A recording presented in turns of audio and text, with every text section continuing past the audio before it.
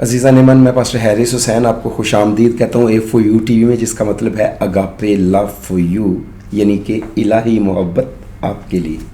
तो यहाँ आज मैं जिस अनवान के साथ आपकी खिदमत में हाज़िर हूँ वो है नबूवतें ज़बूर नवीस की नज़र से। अगर बाइबल मुक़द्दस को नबूवतों की किताब कहा जाए तो कुछ गलत नहीं होगा, लेकिन इसमें कुछ स्पेसिफ़िक किताबें ऐसी हैं जो प्रोफेसीज़ पर बात करती हैं, जो नबूवतों पर बात करती हैं, जो पेशनगोइयों पर बात करती हैं। ख़ास करके दानिएल की किताब के आखिरी 6 अबवाब और खुदा के कलाम में जो आखिरी किताब मुक़द्दस है, मुकाशवा की किताब, नबूवतों की किताब है। अगर इन किताबों को 2 जुड़वां बहनें भी कहा जाए तो वो भी दुरुस्त है, लेकिन यहाँ पर मैं दानिएल या मुकाशवा की किताब पर बात नहीं कर रहा। मैं बात कर रहा हूँ कि नबूवतें जो ज़बूर नवीस की नज़र से हैं या ज़बूर नवीस के नुक्ते नज़र से हैं, मैं उन पर बात कर रहा हूँ कि किस तरह ज़बूर नवीस ने नबूवतों पर या पेशनगोइयों पर बात की है। खुदा के पाक कलाम में लिखा हुआ है, ऐ खुदा लोग तेरी तारीफ़ करें, सब लोग तेरी तारीफ़ करें, उम्मतें खुश हों और खुशी से ललकारें, क्योंकि तू रास्ती से लोगों की अदालत करेगा और ज़मीन की उम्मतों पर हुकूमत करेगा। अज़ीज़ान मन, जो नबूवतें हमें ज़बूर की किताब में मिलती हैं, उनमें से हम उन हतमी वाक़यात की तारीफ़ कर सकते हैं जो इस ज़मीन पर खुदा की बादशाही के हतमी क़याम का बायस हैं। इन नबूवतों से जिन्हें जानने के वसीले से हम उन वाक़यात को जब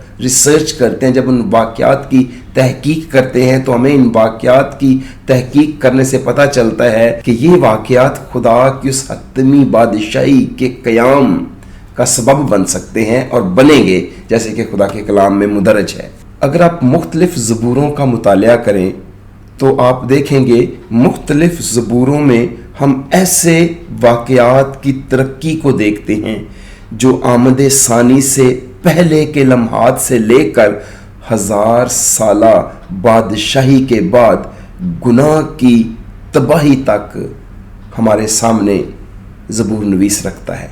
तो इसमें कोई शक नहीं है कि ज़बूर नवीस ऐसे वाक़यात का ज़िक्र करता है, ज़बूर नवीस ऐसे वाक़यात को हाईलाइट करता है जिन वाक़यात को हम बागौर जब देखते हैं तो हम समझ सकते हैं कि ये वही वाक़यात हैं जो खुदा की अबदी बादशाही के होने का सबब हमारे सामने पेश करते हैं। जहाँ पर इन वाक़यात को जानना बड़ा ज़रूरी है, इन वाक़यात को समझना बड़ा ज़रूरी है, वहाँ पे इन वाक़यात को मद्देनज़र रखते हुए या जहन में रखते हुए एक सच्चा कारी ये समझे या ये जाने कि उसका मिशन क्या है या कलेक्टिवली हमारा मिशन क्या है, हमारा मकसद क्या है जो खुदा ने हमें इस स्यारा ज़मीन पर रखा हुआ है। अगर हम ज़बूर 46 की आयत नंबर 1 को देखें तो ज़बूर 46 की पहली आयत मुक़द्दसा में लिखा हुआ है कि खुदा हमारी पनाह और कुव्वत है, मुसीबत में मुस्तइद मददगार। वाह, खुदा हमारी पनाह है,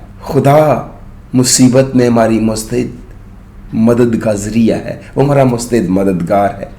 तो जब खुदा हमारी पनाह है, तो जब खुदा हमारी पनाह है, खुदा हमारी कुव्वत है, वो हमारा मुस्तइद मददगार है मसाइब के अंदर, तो फिर एक ईमानदार को इन वाक़यात को जो दुनिया में रूनमा होंगे, हो रहे हैं और बड़ी जल्दी दुनिया के अंदर रूनमा होते हुए ये वाक़यात हमें क्या सोचने के लिए मजबूर करते हैं।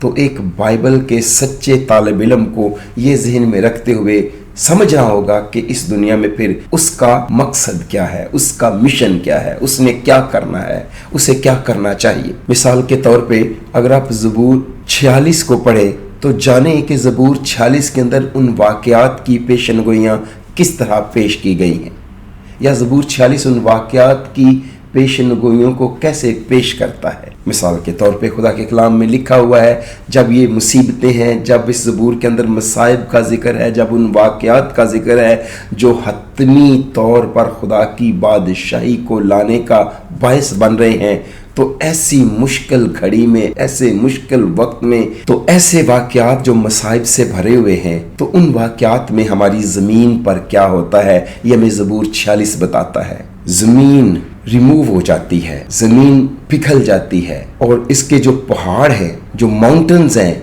वो भी गायब हो जाते हैं, पानी शोर मचाते हैं और कौमें झुंझलाती हैं। ज़बूर 46 के अंदर जो ज़मीन की हालत बताई गई है वो कुछ यूं ही बयान की गई है। लेकिन ऐसे वक्त में जब ज़मीन की ये हालत है तो खुदा क्या करता है? अज़ीज़ान मन, जो खुदा करता है, खुदा अपने लोगों की हिफाजत करता है, खुदा अपने लोगों को कुव्वत देता है, खुदा अपने लोगों की मदद करता है और मुसीबत में उन्हें शादमानी देता है। वो ज़मीन को पिघला देता है और अपने लोगों की वो पनाह गाह बनता है और वो जंगों का खात्मा कर देता है और वो अपने आप को कौमों में सर बुलंद करता है, क्योंकि वो कौमों में सर बुलंद होता है जब वो इन वाक़यात का खात्मा करता है जो वाक़यात मसाइब पर मबनी है। लेकिन जहाँ ज़बूर 46 ज़मीन पर होने वाले वाक़यात का जिक्र करता है, वहीं पर वो खुदा के उन कामों का भी जिक्र करता है जो खुदा हमारे लिए करता है। लेकिन सवाल यह है कि ऐसे दुख भरे वाक़यात में मैं क्या करता हूँ? पहली बात तो मैं डरता नहीं हूँ, दूसरी बात मैं खुदा के कामों को देखता हूँ, तीसरी बात मैं खामोश हो जाता हूँ और खुदा को जानता हूँ, और चौथी बात मैं खुदा को अपनी पनाह गाह बना लेता हूँ। और यही ईमानदारों को करना है, यही इस मुश्किल वक्त में खुदा के लोगों को करना है। और ज़बूर नवीस के साथ मिलके कहना है कि खुदावंद हमारी पनाह और कुव्वत और मुसीबत में मुस्तैद मददगार है। सिर्फ एक आयत में, 6वीं आयत में ज़बूर 46 बयान करता है कि मौजूदा दुनिया का इंजाम कैसा होगा। इस एक ही आयत में अगर आप गौर करें तो मौजूदा दुनिया के निज़ाम पर ज़बूर नवीस ने ज़बूर 46 में वाज़े किया कि इस मौजूदा दुनिया का इंजाम क्या होने वाला है। जिस दुनिया में लोग दिल लगा बैठे हैं, जिस दुनिया को लोग अबदी घर बना के रहना चाहते हैं, इसका इंजाम क्या होने वाला है। ज़बूर 46 की 6ठी आयत मुक़द्दसा में लिखा हुआ है, कौमें झुंझलाईं, सल्तनतों ने जुम्बश खाई, वो बोल उठा, ज़मीन पिघल गई। अगर आप गौर करें तो ज़बूर 46 की 6ठी आयत में 4 बड़े वाक़यात का या 4 बड़ी पेशनगोइयों का जिक्र किया गया है। कैसे, मैं आपके साथ बांटता हूँ। जैसे ज़बूर नवीस कहता है कि कौमें झुंझलाईं, जब कौमों के झुंझलाने की बात है, मौजूदा कुदरती और साइंसी अबतरी की वजह से हुकूमतें एक मुश्तरका अदारे हैवान के बुत के तहत मुतहद हो जाएंगी, कौमें झुंझलाएंगी। क्यों नेशनल अपरोर होंगी? वजह यह है कि मौजूदा कुदरती और सियासी अबतरी की वजह से हुकूमतें एक मुश्तरका अदारे हैवान के बुत के तहत मुतहद हो जाएंगी जो उम्मीद शिकन हल तलाश करेंगी। पर यह इत्तेहाद खुदा के लोगों पर मनफी असर डालेगा जो उन खराबियों की वजह के तौर पर सताए जाएंगे। हैवान के बुत के साथ कौमों का इत्तेहाद जल्द वकू में आ रहा है और इस इत्तेहाद से जो नुकसान है, जो दुख पहुंचता है, वो खुदा के लोगों को पहुंचता है।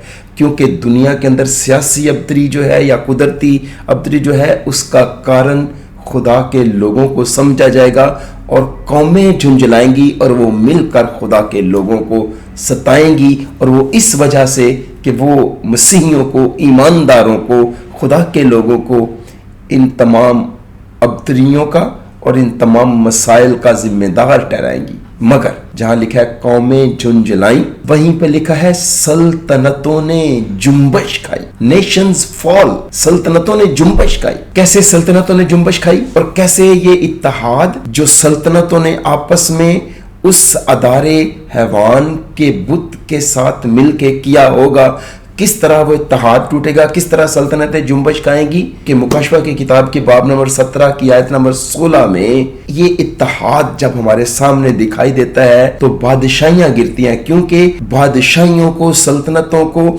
इस इत्तेहाद से भी कोई फायदा होने वाला नहीं है। ये जो यूनिटी वो बनाएंगे, इस यूनिटी से उन्हें कोई फायदा होने वाला नहीं है। क्यों कोई फायदा होने वाला नहीं है? क्योंकि आखिरी 7 अफ़ात جن کا ذکر مکاشفہ کی کتاب کے 17ویں باب کی 16ویں آیت میں کیا گیا ہے، یہ آخری 7 آباد سلطنتوں کو تباہ اور ہلاک کر کے رکھ دیں گی، اور وہ ایک دوسرے کے خلاف ہو جائیں گی، اتحاد ٹوٹ جائے گا، قوم پر قوم اور سلطنت پر سلطنت چڑھائی کرے گی۔ جب قومیں گریں گی، اتحاد قوموں کا ٹوٹے گا، یہ یونٹی ٹوٹے گی۔ تیسری بات جو زبور نویس بیان کرتا ہے وہ کہتا ہے قومیں جھنجھلائیں، سلطنتیں گریں اور وہ بول اٹھا، خدا بولے گا، کیونکہ پہلے تسلنیکیوں کے 4 باب میں لکھا ہوا ہے یسوع ایک للکار اور خدا کے نرسنگے کے ساتھ اتر آئے گا۔ ایسی صورتحال میں خدا گرجے گا، خدا بولے گا، اور پھر قوموں کی تاریخ کا خاتمہ ہو جائے گا، کیونکہ خدا بولے گا۔ جیسے کلام پاک میں لکھا ہے کہ خدا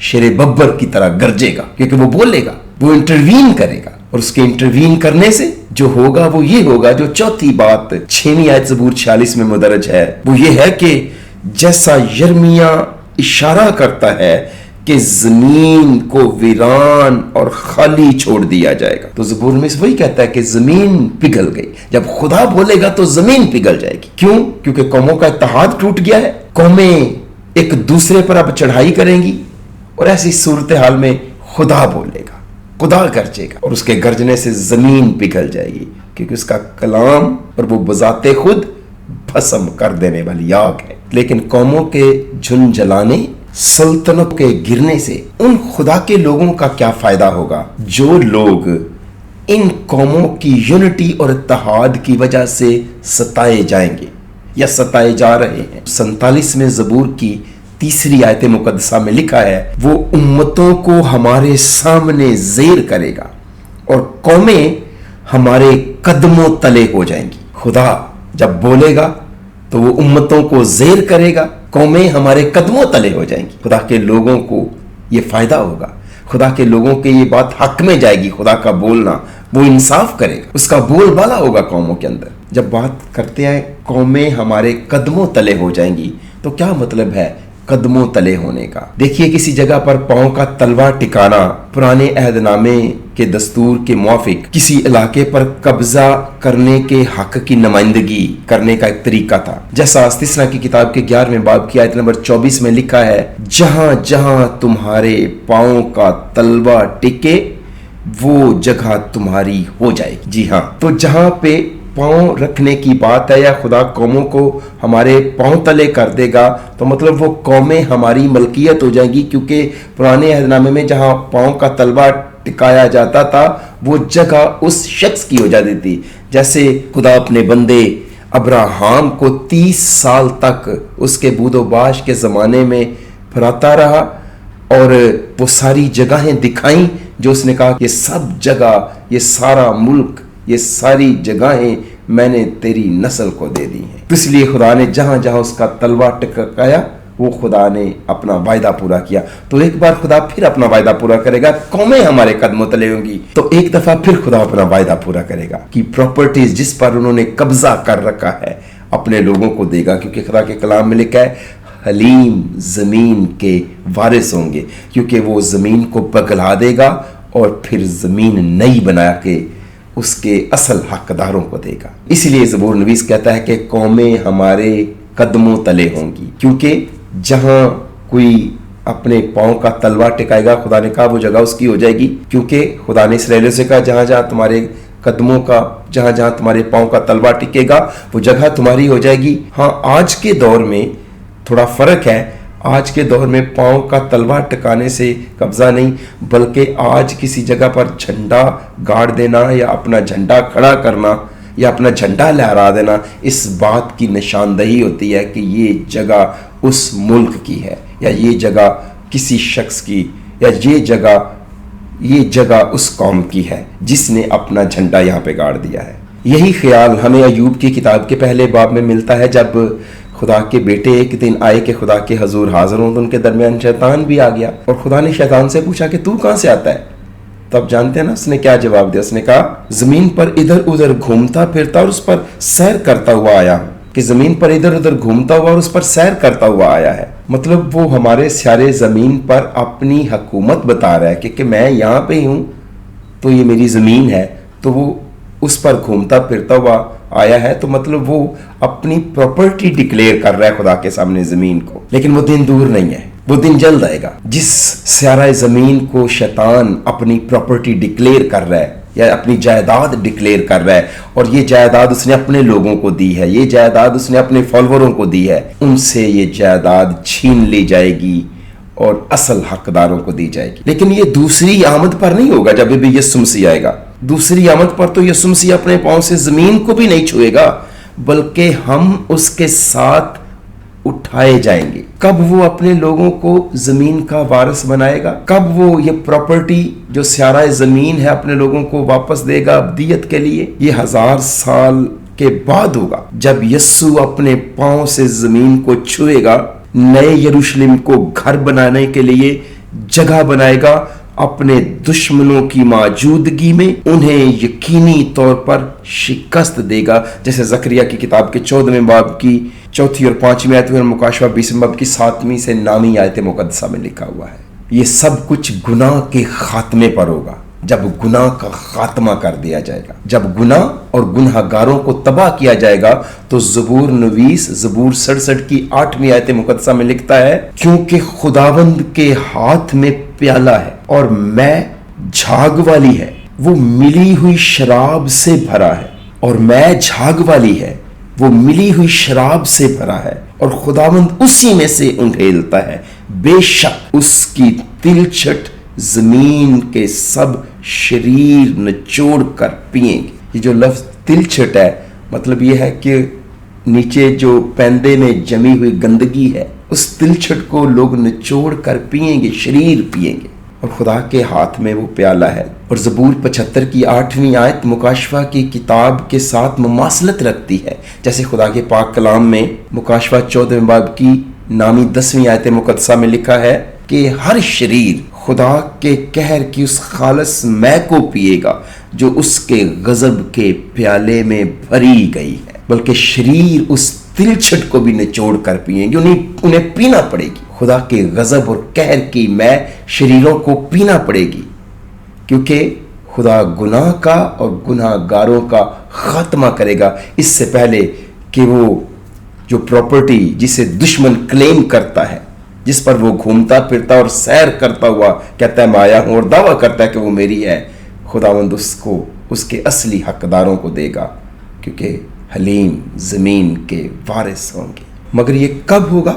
आखिरी अदालत के बाद, जब तमाम शरीर आग की झील में तबाह हो जाएंगे, जो कि दूसरी मौत है। ज़बूर 75 की 2 और 7वीं आयत में और मुकाशवा 20 बाब की 11वीं से 15वीं आयत में, जब मौत को भी, इब्लीस को भी, गुनाह को भी, हैवान को, झूठे नबी को उस आग की झील में गुनहगार फरिश्तों समेत और पापियों समेत आग की उस झील में डाला जाएगा, जब वो मुकम्मल तौर पर तबाह हो जाएंगे।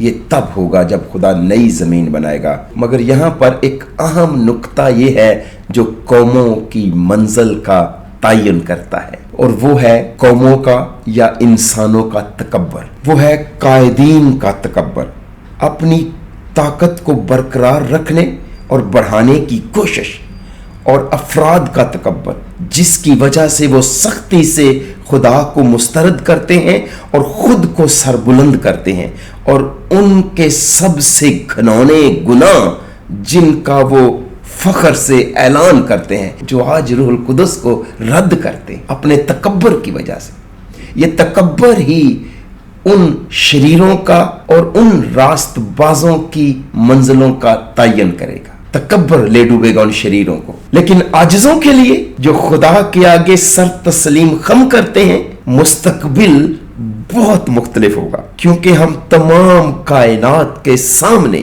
खुदा की तरफ से सरफराज होंगे। ज़बूर 75 की 10वीं आयत में लिखा है, और यकूब रसूल 4 बाब की 10वीं आयत इस बात की तायद करती है। तो जैसे हम देख रहे हैं कि नबूवतें ज़बूर नवीस की नज़र से, तो हम ये समझ पा रहे हैं कि ज़बूर नवीस के साथ बाइबल मुक़द्दस के मुसन्नफ़ीन यके बाद दीगरे मुत्तफिक होते दिखाई देते हैं। ऐसी सूरत में, ऐसे वक्त में हमारा काम क्या है, हमें क्या करना होगा, हमारा मिशन क्या है? इन वाक़यात को देखते हुए, इन हक़ाइक़ को मद्देनज़र रखते हुए हमारा मकसद क्या है? बतौर ईमानदार खुदा के बेटे और बेटियां हमारा काम क्या है? बाइबल मुकद्दस फरमाती है, ताकि तेरी राह जमीन पर जाहिर हो जाए और तेरी निजात सब कौमों पर, तेरी राह जमीन पर जाहिर हो जाए। और ये राह किसकी है? ये राह खुदा की है, और खुदा चाहता है कि हमारे वसीले से वो राह जाहिर हो जाए। और वो राह कौन है? वो राह उसका बेटा यीशु मसीह है, जिसके बगैर कोई बाप के पास नहीं जा सकता। और खुदा चाहता है कि यीशु मसीह को कौमों से मुतारफ करवाया जाए, यीशु मसीह को राह के तौर पर कौमों के सामने पेश किया जाए, ताकि वो उस पर चलकर अपनी अबदी जिंदगी को हासिल कर सकें। हमारा आज काम ये है, और हमारा मकसद ये होना चाहिए, हमारा मिशन ये होना चाहिए, ताकि खुदा की राह जाहिर हो जाए और उसकी निजात कौमों तक जो है वो रसाई कर सके, जो उसका बेटा यीशु मसीह है। देखिए, मुकाशफा हमें उस दिन के बारे में बताता है जब खुदा का जलाल इस कदर चमकेगा कि हमें सूरज की रोशनी की जरूरत नहीं रहेगी। मुकाशफा 22 की 5वीं आयत में खुदा का जलाल चमकने वाला है, इसलिए खुदा की राह से लोगों को मुतारफ करवाना बड़ा जरूरी है, ताकि खुदा की निजात जाहिर हो। मुझे ऐसा लगता है कि ज़बूर 67 की जो पहली आयत है, उस लम्हे की तवक्को करती है जो खुदा से